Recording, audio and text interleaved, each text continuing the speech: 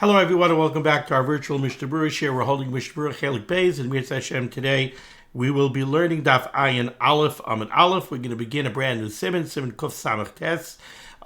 We have concluded our learning of Hilchos B'tzias Hapas, and we move on now to Dvarim Hanehagim B'Seuda, and Siman Kuf Samach Tes is Din Shamish HaSeuda, halachas that apply to the waiter, to the Shamish, who is serving the meal, Ubay Gimel Seifim, and here we have 3 Seifim. Before we begin our learning should be Aschus V'Achenu Kol Beis Yisrael, Hanesunim Batzara Ubashivya Ha'imdim Bein Bayom Ubein Bayabosha Hamakayim Yerachem Aleihem V'Yotzei Mitzar L'Levacha Me'afel L'Oiro Mishibud L'Geula Hashta Bagala Uzman Kariv V'Nem Aramein. Our learning should be Aschus Refuah Shalema for Ariel Yosef ben Miriam Grazel, Miriam ben Chayisara, and for Yehuda Aryeh ben Rachel Shalva. They should have a Refuah Shalema B'Karev. So, we begin here, Siman Kuf Samach Tes, Din Shamish HaSeuda, Ubay Gimel Seifim.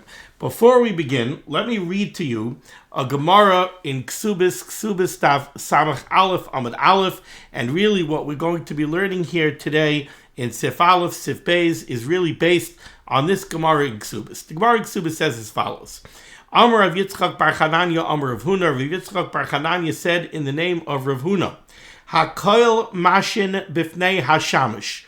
All foods could be delayed in front of the waiter. Meaning, whatever food the waiter is serving when people are eating the meal, you don't have to give the waiter from that food right away. You could let the waiter wait until after you completed your meal, and after the meal, the waiter could sit down and eat. Chutz mi basar v'yayin, with the exception of meat and wine.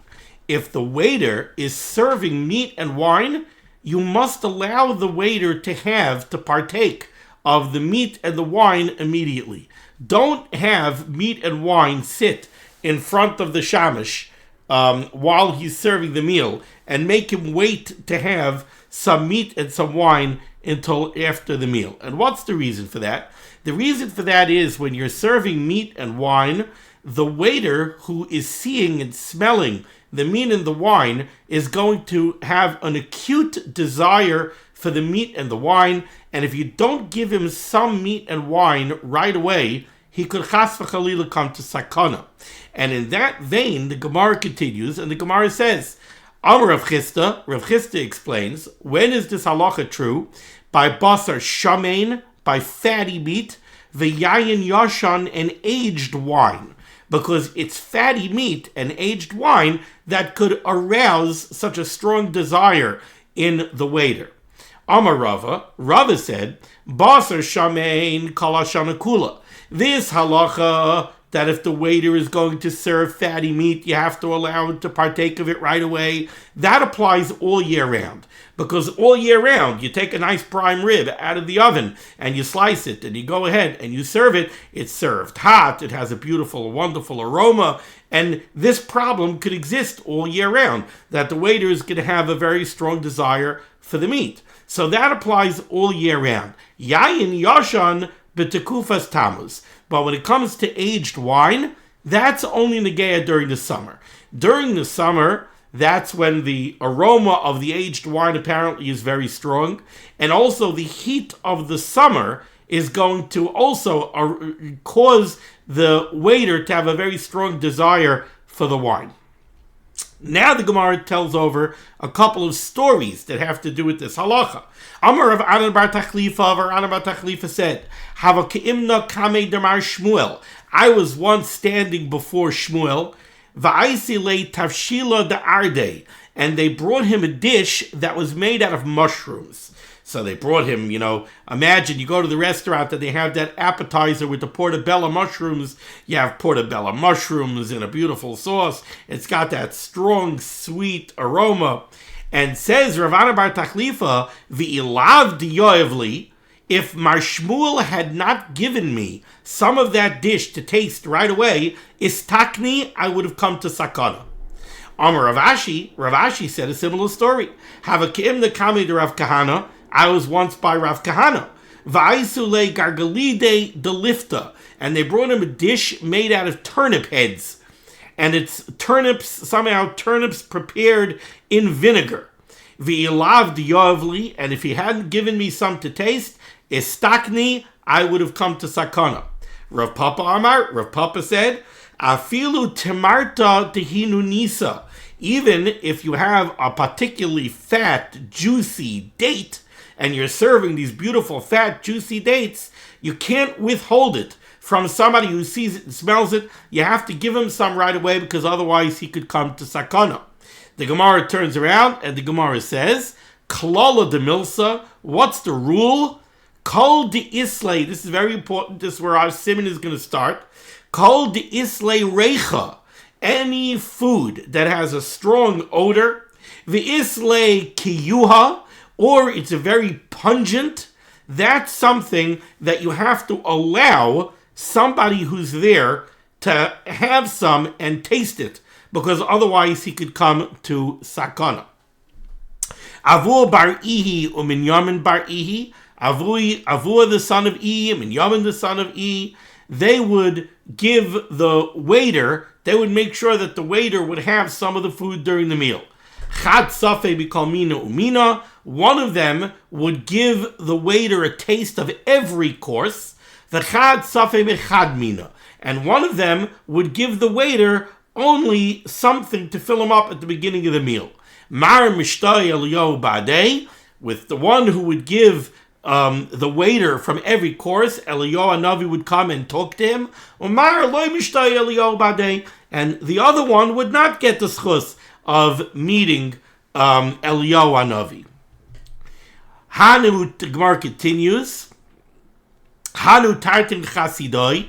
There were two chasidim. Chasidim doesn't mean Streimlich and Peis. Chasidim means people, Anshe Maisa, who made sure to do Lifnim Mishuras Hadin. Hanu Tartin Chasidoi, there were two Chasidim. V'armela Rav Mari, Rav Pinchas B'nei Rav Chisda. Some people will say it was Rav Mari and Rav Pinchas, the children of Rav Chisda. They would give their waiters to eat. Mar Kodim Safei, one would give the waiter before Mar Kodim Safei. One of them would give the waiter to taste from each course before the waiter served his guests. Umar Ma'achar Safei. And the other one would give the waiter from every course after the waiter served the course. Kodim Safei, the one who gave the waiter first, Eliyahu B'shtay Badei. Eliyahu Hanavi would come to him. The Ma'achar Safei, the one who fed the waiter after the waiter served the course, Loi Mishtay Eliyahu Badei. Eliyahu did not come to him. Ameimar Umar Zutra Ravashi. The Gemara has a story over here with Ameimar, Marzutra, and Ravashi. Have a Kayosvia Pischa de Bei Izgor Malka. They were once sitting by the house of the Izgor, the king. I don't know exactly who this Izgor was. Izgar the king. Who was Izgar? Oops. Izgar. Who was this Izgar? 1 second. Izgar. Rashi says he was a melech of Persia. So they were sitting by this King Izgar. Chalif va'ozel atoranga damalka. The king's waiter came by carrying a tray of the king's food. Chazye Ravashi leMarzutra. Ravashi looked at Marzutra. The chavar ape. Ravashi looked at Marzutra and saw that Marzutra became very pale. Shakal be'etzpa'aseh. He dipped his finger into the king's food. Anach le bepume, and quickly put it into Marzutra's mouth. Amarle, the waiter, said to Ravashi, Afsadata l'sudasa damalka. You just ruined the king's meal. Imagine, the waiter is coming, bringing the king his dish, and now somebody went there and stuck his finger into it and stuck it into another person's mouth. So, Amarle, Amaiti Avadachi, why did you do this? Armalahu, Ravashi said to them, Man da Avid Hachi Pasal Amachal Malka, whoever made the king's food this way, he's the one who ruined the king's food. What that means is, Rashi says, this food that was prepared this way was not roy to be eaten by the king. Amrle Amai. the palace guards said to Rav Ashi, why? What's wrong? Amalahu davar acher chazoibe. He saw in it, I saw davar acher in the dish. What's davar acher in the Gemara? Davar acher is a chazir, a pig. Badku v'lo yashkechu. But the palace guards looked at the dish. They didn't find any davar acher in it. Shakaletz ba'aseh anachale. Rav Ashi took the cook's finger and put it onto a piece of the dish. Amrluhu hacha mi batkisu. Did you check this? Badku ashkechu. They checked it and they found that was taka davar acher. Amrlei Rabbanan, the Chazal said to Rav Ashi, my time was samachta anisa. How did you rely on a nace? Amrluhu chazoi ruach tzaras de kaparcha ilavei. I saw on Marzutra, somehow I looked at Marzutra and I saw a ruach of davar acher coming on him. Okay, what do we see from here? Just read a whole Gemara. The truth is that there's more to this Gemara. There are more stories in this Gemara. But what comes out from this Gemara is the following. We have a rule. We learned about it in Hilchas Tainus. It comes up in other places in halachah as well. When a person smells a food and it arouses in him a very strong craving for that food, if he does not get some of that food quickly, he could come to sakana. And since that's the case, we have a halacha that says, if you're sitting by a suda and you have a shamish, you have a waiter who's coming and serving you, we can't have a situation where the waiter is serving you beautiful prime rib, beautiful fatty meat, and he's smelling the delicious aroma, and he's not going to be able to have any. Because chas v'chalila could bring the shamish to sakana. Therefore, the shamish has to be able to have some of that food, and that's the halacha that we're going to be discussing over here. So, says the Mechaber Sif Aleph, Kol davar shemiviin lifnei adam, any food that you bring before a person, sheyesh loy reach, that has a good aroma, v'ha'adam ta'ev loy, and the person has a craving for that food, tzarech litein mimenu l'shamish miyad. You have to give the shamish some of that food, and you have to give it to miyad. You have to give it to him right away. Let's take a look at the Mishnah Berurah over here. Says the Mishnah Berurah, Ois Katan Aleph, Sheyesh Loy Reach, we're talking about a food that has a good aroma, Oy Kiyuha, or a very pungent aroma, Dahainu Tam Chomutz. That's a Tam Chomutz means like a vinegary taste, which means a pungent taste. So you could have a beautiful prime rib that has a delicious aroma, or you could have some kind of a salad or something that has a very pungent taste. You know how when you smell something pungent, you start to salivate. Right now, close your eyes and think about a lemon. A lemon is very pungent. Right away, you're going to start to salivate. So if something has a good aroma or a pungent aroma, tzarech litein ois katan beis, the Mishnah Berurah says, you have to give the shamish from that food right away. Says the Mishnah Berurah, why? The davar sheyesh lo reach, because a food that has an aroma, mazik la adam, it could harm a person, kisha oichlin b'fanav, if other people are eating it in front of him, v'hu ta'ev loy, and he has a strong desire for it, ve'ein noisted lo miyad, and they don't give him any right away. Aval davar she'ein lo reach, but if it's a bland food that doesn't have a particularly strong aroma, yachal lechol tchila, then you could sit down and you could eat first, v'achachach yitein l'shamish, and you could give the shamish to eat later, kidul kamon m'siman kof ayin sif gimel, like we're going to see later on in siman kof ayin sif gimel. Says the Mishnah Berurah is cutting gimel a shamish miyad. You have to give the shamish some right away. Uvedavar mu'et sagi, it's enough to give him even a little bit. Because that alone will settle him down, like we saw with Rav Ashi and Marzutra. Rav Ashi saw that Marzutra became pale by smelling the food of the king. All he did was stick his finger into it and stick his finger into Marzutra's mouth. That was enough to settle Marzutra down, so Marzutra should no longer come to sakana. So by the shamish, you could even give him a little bit. That's enough. The Kasu Achrayim, the Achrayim write, even if you make a condition, you make a tanai with your waiter, with your butler, when you hire him. Liftar atzmei mizeh, to pater you from this halacha. So you go hire a waiter, and you tell the waiter, look, I want you to be my waiter, but I'm telling you right now, the Shulchan Aruch says in Siman Kuf Samach Tes, that whenever you bring me a very good smelling prime rib, I have to give you some right away. I'm making it a condition of your employment that we're not going to do that. That doesn't work. The Achrayim say you cannot do that. Loi mahani tanai, such a tanai doesn't work. And it's very easily understood why the tanai doesn't work. The tanai doesn't work because it could bring the shamish to sakana. I don't care if you made a tanai, you can't bring another person to sakana. Says the Chavetz Chaim, but this whole halacha, v'dafka b'shamish she'oimin u'mishamish v'einoi oichel imahim b'yachad. This halacha only applies to a waiter who has the job to serve the food, and it's understood that he is not eating the food that you're eating.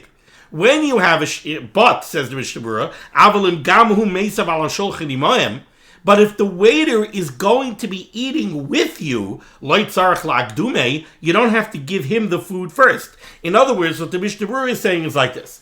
We have this halacha over here, that you have to give the waiter some of the delicious smelling food that he smelled. That's only if we're talking about a waiter who's not eating with you. So now we have a situation like this. The waiter came into work. Maybe he has a tuna fish sandwich. He provides his own food. So he has a tuna fish sandwich that he's going to eat for supper tonight. He packed his tuna fish sandwich. He brought it to work.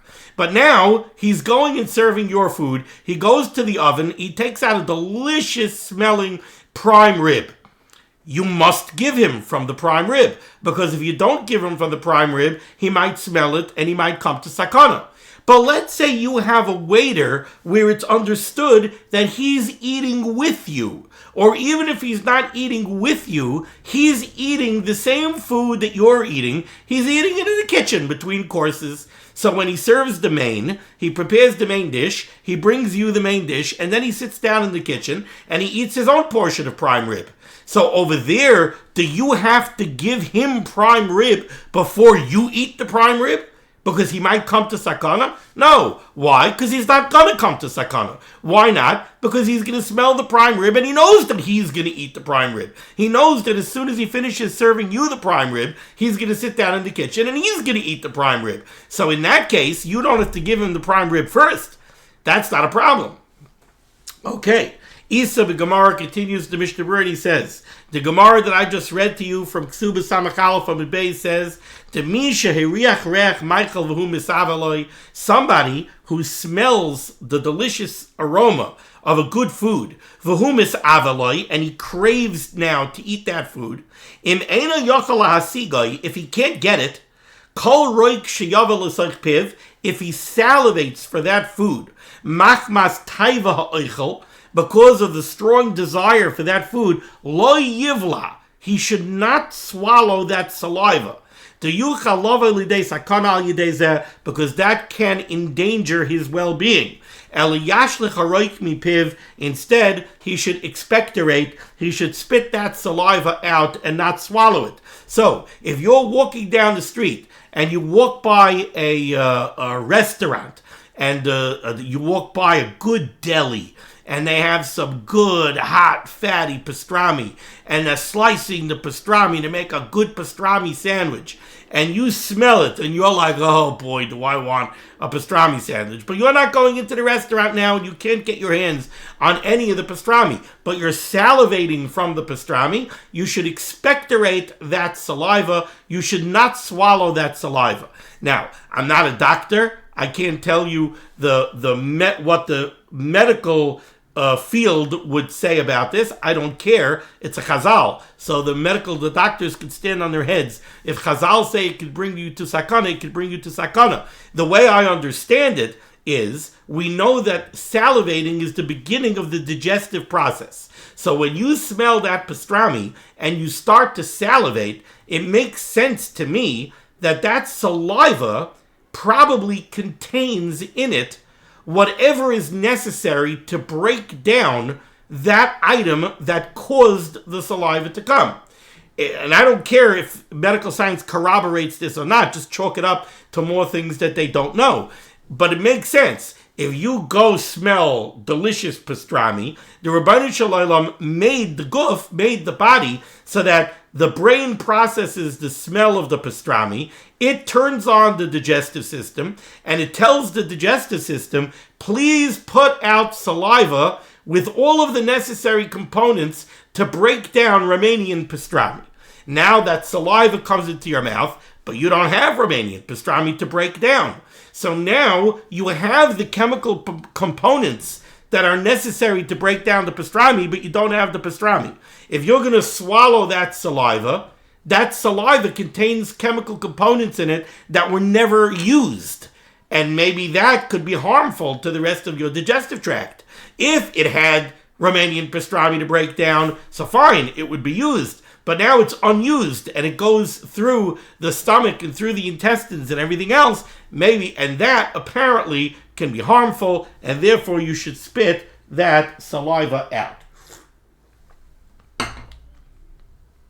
Okay, now, let's take a look here at some biur halachas. Says the biur halacha, the very first biur halacha here in the Siman, Dira Maschel Kol Davar, says the Chavetz Chaim, Hainu afilu heviu loy kam minim sheyesh by reicha v'kiyua. This halacha applies even if the waiter is serving a lot of different courses, and each one of them has a delicious aroma or a pungent aroma. Tzarich liten loy b'kol davar. You have to give him each one. So, if the waiter is bringing out the appetizer, and he brings out some delicious roasted portobello mushrooms that have a pungent aroma, you have to say, here, take some portobello mushrooms. If then he brings out some duck spring rolls, and the duck spring rolls have a delicious aroma, tell him, take a little duck spring rolls. Then he brings out the entrees, and he brings out the delicious prime rib, you got to give him some prime rib. Because the logic of this halacha applies to every single thing that he's going to smell and crave. Each one could chas v'shalom bring him to sakana if he's not going to be able to eat it on his own later. So you have to supply it to him, and you got to supply it to him now. The next biur halacha, tzarich litein mimenu, you have to give the shamish from that food. Umistabra, it makes sense, says the biur halacha, de kisheyesh loy mishares, if you have a waiter, sheheskiroi l'shana, that you're hiring for the entire year, so you have a steady employee who's the waiter, va'amaloi batchila, and you tell him in the beginning of his employ, she'emas she'tavali davar sheyesh by kiyua v'recha, you should know, I'm making it a condition of your employment. Whenever you're going to serve me a food that has a pungent aroma or a delicious aroma, I'm giving you rishus to taste it before you feed it to me. That's enough. What's the Chavetz Chaim saying? What the Chavetz Chaim is saying is, if you have a steady waiter who's serving you your food every day, don't think that every day Siman Kuf Samach Tes in Orach Chaim has to be on your mind, and you have to be paying attention to every dish that the waiter serves you, and you have to smell it and decide whether this halacha applies or not. You could tell the waiter at the outset of his employment, whenever you bring me something that has a delicious aroma and you have a craving for it, go ahead and take some. And now it's on the waiter. The waiter knows he has rishus to take. You covered your bases, and he could take. The next biur halacha dibra maschel l'shamish. The Mechaber codified this halacha in the context of a shamish. Now, the shamish is a waiter.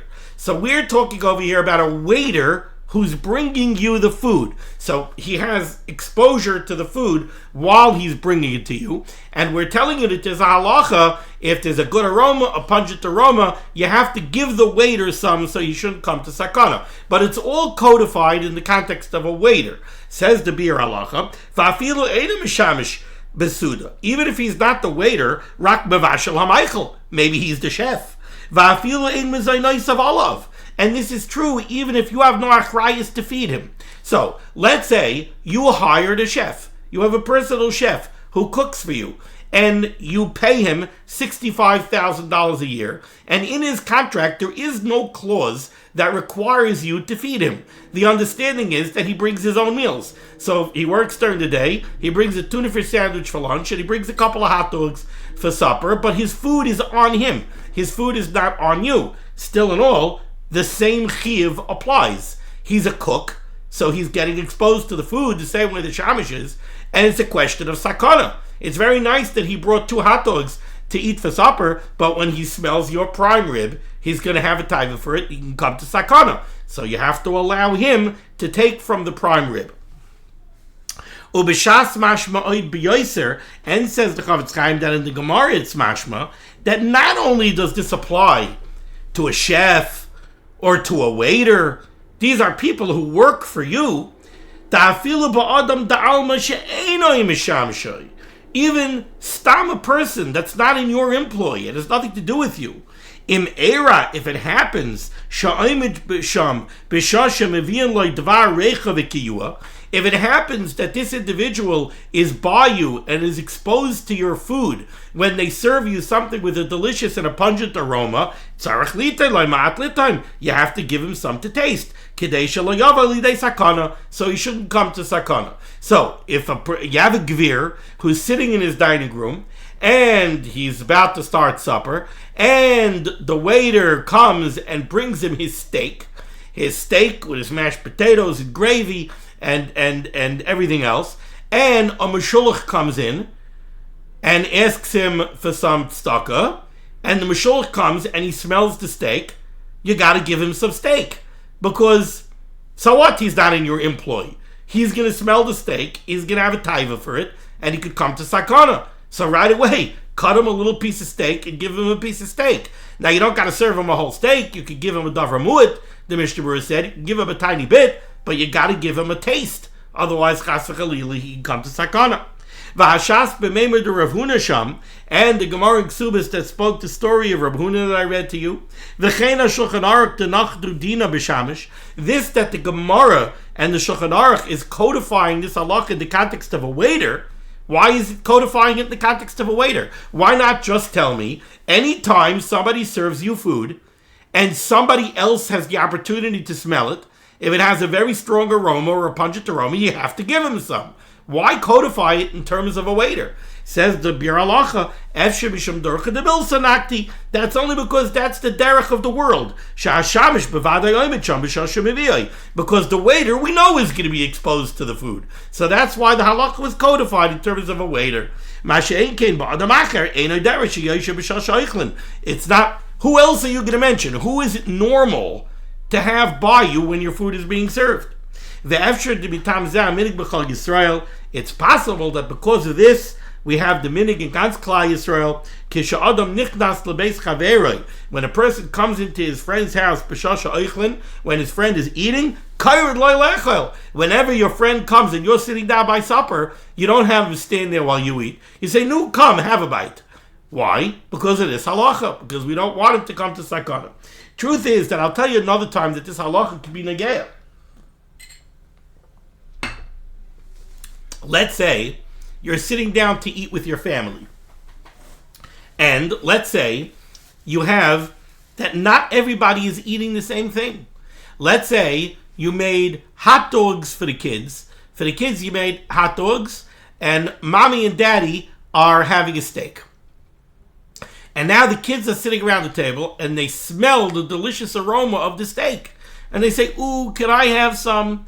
So you might be tempted sometimes to say, "No, the steak is for mommy and tati. The steak is not, I didn't make the steak for the kids." No, you have this halachah over here.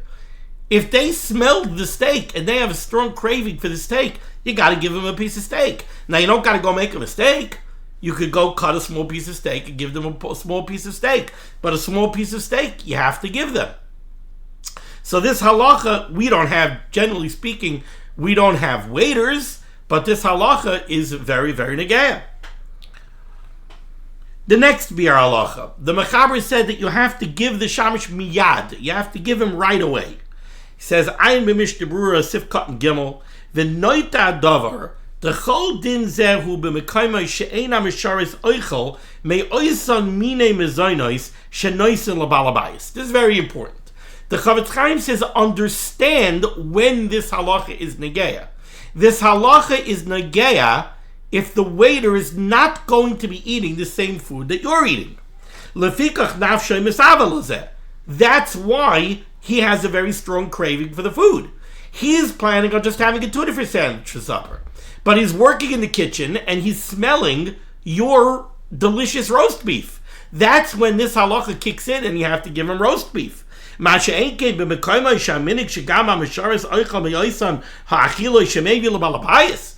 where the custom is that the kitchen help and the waiters are going to eat the same food that they're serving to you. So like I said earlier, yeah, they're serving it to you on the fancy dishes and everything else, but when they finish serving, they're going into the kitchen and they're eating the same food.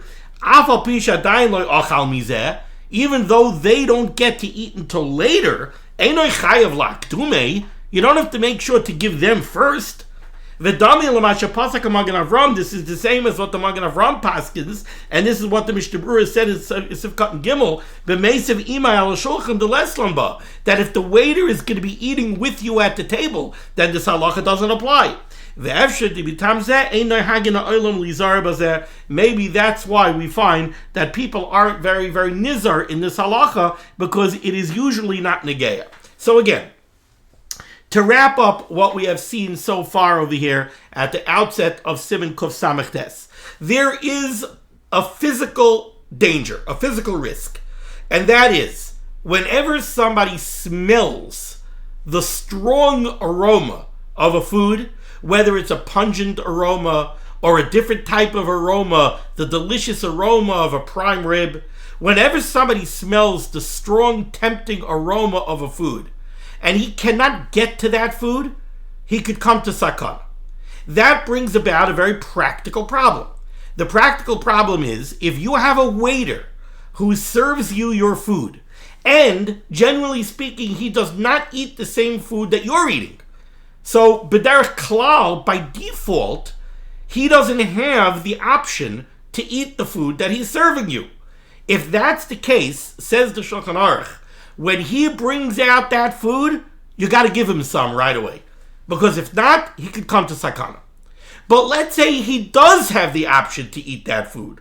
Let's say the understanding is that the kitchen help and the wait staff, they eat from the same food in the kitchen. Are you mechuyev when he brings you your prime rib? Do you have to make sure he eats the prime rib first? No, because we don't have to worry about him coming to sakana. He has pas pisaloi. He knows that he's going to get prime rib. He's just not getting it yet. He has to wait another 20 minutes.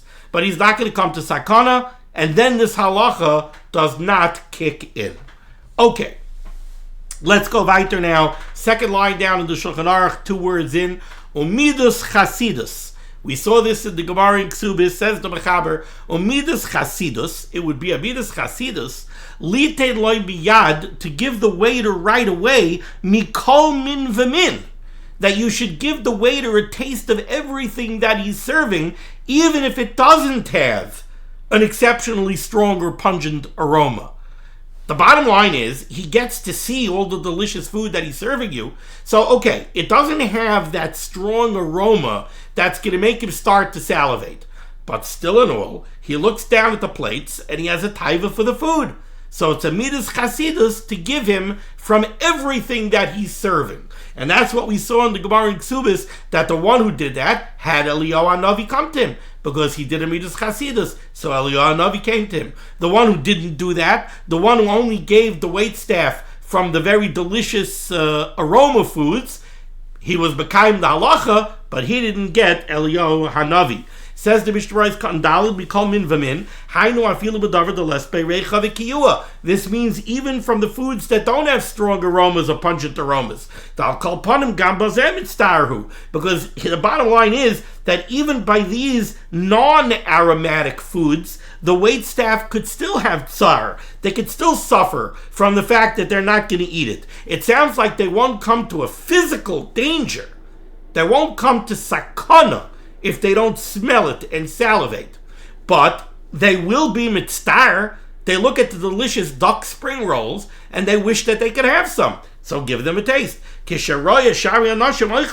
they see the other people eating the delicious foods, and they don't get to eat it, they're mitzvah. So, like Reb David Feinstein Zatzal used to say, a yid should never, ever, ever be the source of another yid's tsar. So you have somebody serving you delicious food, and he's mitzvah that he doesn't get to eat it, give him a taste. Says the Mechaber Weiter, second line down, near the end of the line, about 2/3 of the way through the line, by the Ois Cut and Hay for the Mishnah Berurah. Now, the Mechaber says an interesting halacha. I'm telling you, the Mechaber says, that you must give the waiter a taste of the food. Now, the Mechaber has a caveat. Timing is important. Says the Mechaber, V'lo yitein loy. Nobody should give food to the waiter kol zman shehakos biyadai, when the waiter is holding a kos. If the waiter is holding a cup full of liquid and he's serving it, do not give him something to taste while he's holding the kos. Oi biyad balabayis. Or if the balabayis, the host, is holding a kos. If either the waiter or the balabayis is holding a kos, at that time, don't give the waiter anything to eat. Sounds very interesting. Let's take a look here at the Mishnah Berurah. Says the Mishnah Berurah is cut in hay. V'lo yitei loy. You should not give to him. Who shouldn't give to him? Says the Mishnah Berurah, Koi ha'echad min ha'mesubin. Nobody's sitting around the table. They notice halachah in Siman Kuf Samachtes. They see the waiter is bringing out the roast beef. Don't give him a piece of the roast beef if he's holding a kos, or if the balabayis is holding a kos. If the waiter is holding a kos, don't give him anything to eat. Why? If you extend to him a piece of the roast beef, he's looking at that roast beef and he can't wait to get that roast beef into his mouth. So he's tarud. He is now distracted by the roast beef, and maybe because of that, he might spill the kos all over the table, and he might ruin the food. So don't give him the roast beef while he's holding a kos. V'yesh mefarshim, and there are those that explain,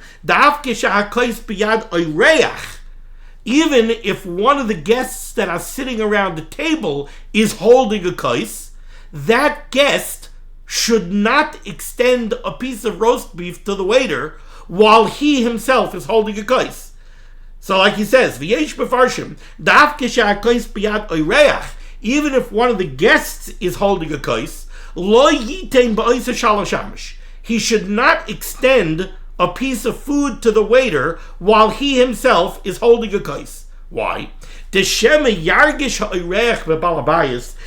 maybe the guest will sense the displeasure of the host. Shemabit alav ba'ayin ra. He might feel that the host is looking at him with displeasure. Mishum deshem yechsal la'orchim. In other words, you have the host is Ruvain. Shimon is a guest. Levi is the waiter. Levi comes in with roast beef and puts some roast beef down in front of the host, Ruvain, and in front of the guest, Shimon. Shimon knows the halachah of Siman Kuf Samachtes, so he quickly grabs a piece of roast beef to give it to Levi, the waiter.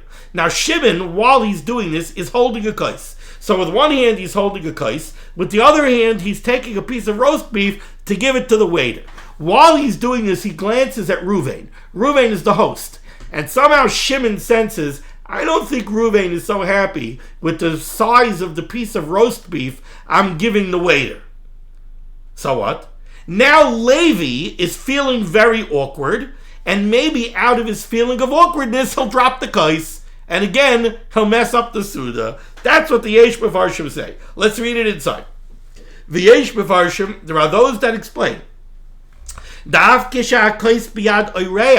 Even if one of the guests is holding a kos, lo yitein ba'isa shalosh amish. While he is holding the kos, he should not extend a taste of food to the waiter. Why? Because the guest might sense from the host that the host is looking at him with displeasure. Why? Mishum deshem yachzal orchim. Because the host is looking and saying, boy, the piece of roast beef that Shimon is giving to the waiter, Levi, that's way too big. And now there might not be enough meat for all the guests around the table.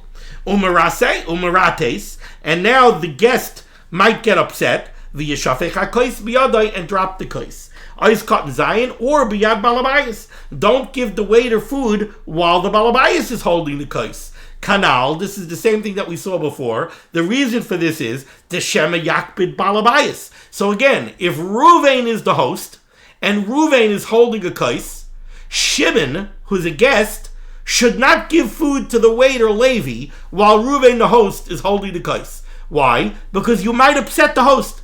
And if you upset the host might drop the kos. When we take kaisa yishafech hakos biyadai, he might drop the kos, the year kalkala besuda, and ruin the suda. Yeshayim, there are those that say the af balabais ba'atzmai, even the host himself, lo yitein l'shamish kisha hakos biyad hashamish, he shouldn't give to the shamish while the shamish is holding the kos. Now, again, for the same reason, we don't want the shamish to drop the kos because he's turrid, he's distracted by taking the piece of roast beef. To be Dirshu turrid, but l'kichas haprusa yishavek hakos miyadai v'yeh kalkala ugnai lahamasubin basuda. It will make a mess and it will cause embarrassment at the suda. Says the Ramah 3 lines down. V'dafka l'shamish. This is only this halachah that you shouldn't extend food to the waiter while the waiter is holding the kos, or while the host is holding the kos, or one of the guests shouldn't extend food to the waiter while he himself is holding a kos. V'dafka l'shamish. This is only negeya when you're giving food to the waiter. But for one guest around the table to extend food to another guest while the balabais is holding the kos, or while he himself is holding the kos, that's not a problem. Says the Mishnah Berurah, Pirish, the explanation of this is the shar b'nei Suda, the other people that are sitting around the table by the Suda, the rest of the guests, they could pass food one to the other while the balabais is holding a kos. Why? Because we're not afraid that they're going to upset the balabais. All of the guests around the table were invited by the host. So the host wants all of the guests around the table to have whatever food they want to have. So if the host sees that Shimon and Levi and Yisachar and Dan and Naphtali, who are his guests, are passing food one to the other, he's not going to get upset and drop the kos. He wants all of them to have food. So he's not going to be upset about that. So we don't have to worry about the suda getting ruined. And it's clear from this, but if there's somebody sitting by the table who wasn't invited, him you're not allowed to give food to. Ice cut and test. Oh, we have to go further in the Mechaber, but before we go to the final halachah here in Sif Aleph, let's just briefly recap what we have over here so far. Very fascinating halachas over here. Again, we have this risk that if somebody smells pungent, delicious, aromatic food and doesn't get any, he could come to sakana. Therefore, you're sitting down to eat a suda, you have a wait staff, you have a waiter, you have a busboy, you have the kitchen help, you have the cook, you have all of these people that are exposed to the food. The halacha is, if you have people that are being exposed to the food, and by default, they don't have access to the food. So like I said before, you have an appointment with a meshulach, and the meshulach comes and he's sitting at your dining room table while you're eating a delicious steak. By default, the meshulach is not going to get any of that steak. But now he's smelling the steak, and he has a strong taiva for the steak. The cook who's in the kitchen preparing the steak, by default, he's not entitled to eat any of your steak. He has a tuna fish sandwich, but he smells the steak and he wants the steak. The waiter who's bringing you the steak, by default, he doesn't eat the steak. He doesn't get any steak. He eats whatever he brings. but he smells the steak, he wants the steak. The halacha is that since all of these people could chas v'sholom come to sakana, if they don't get any of the steak, you got to give them a little steak. That's the halacha that we have over here. Now, once the mechaber said this halacha, that it is important to extend a taste of the food to these people, and the mechaber said miyad, you have to give them right away. And remember, we said if these people are going to have the opportunity to eat the same food later, that's okay. Then they're not going to come to sakana because they know they're going to eat it later. So then you don't have to give it to them now. The only time you have to give it to them now is when by default they don't expect to get it. Since if they don't expect to get it, they could come to sakana now. So you got to give them the food right now. Once we have this halacha, that it's important to give these people the food right now, so now we have another halacha, and that is the mechaber had to tell me, even though I'm telling you that when the waiter comes in carrying the prime rib, you got to make sure to give him prime rib right away. Don't give him prime rib if the balabayas is holding a kais, or if the waiter is holding a kais, or if you yourself are holding a kais. Why? Because we're worried about kilkal hasuda. We don't want the suda to get ruined. How is the suda going to get ruined? Well, the way the suda is going to get ruined is the waiter is coming in with a tray piled high with prime rib, and you're a zariz in the halacha of Siman Kuf Samach Tes, so you get all nervous, and you say, oh, waiter, make sure you take a piece of the prime rib right away, and you extend the fork with a piece of prime rib, and he's balancing the tray, and now he's going to be distracted by the fork with the delicious prime rib, and he's going to drop the kais, and he's going to drop the kais all over the table, and ruin the suda. Or if the balabayas is holding a kais, the balabayas is going to see the size of prime rib. You want to be mekayim the halacha of Siman Kuf Samach Tes. You want to be mekayim it l'chaladeis. So you didn't want to just give him a little piece of prime rib. You wanted to give him a whole big hefty slice. The balabas is holding a kais. He's looking at the size of the prime rib that you're giving the waitstaff, and he's going to get upset and drop the kais. Or if you yourself are holding a kais, you're going to go give a slice of prime rib to the waiter. You're going to look at the host. You're going to say, uh-oh, the host ain't very happy with me. And you're going to drop the kais.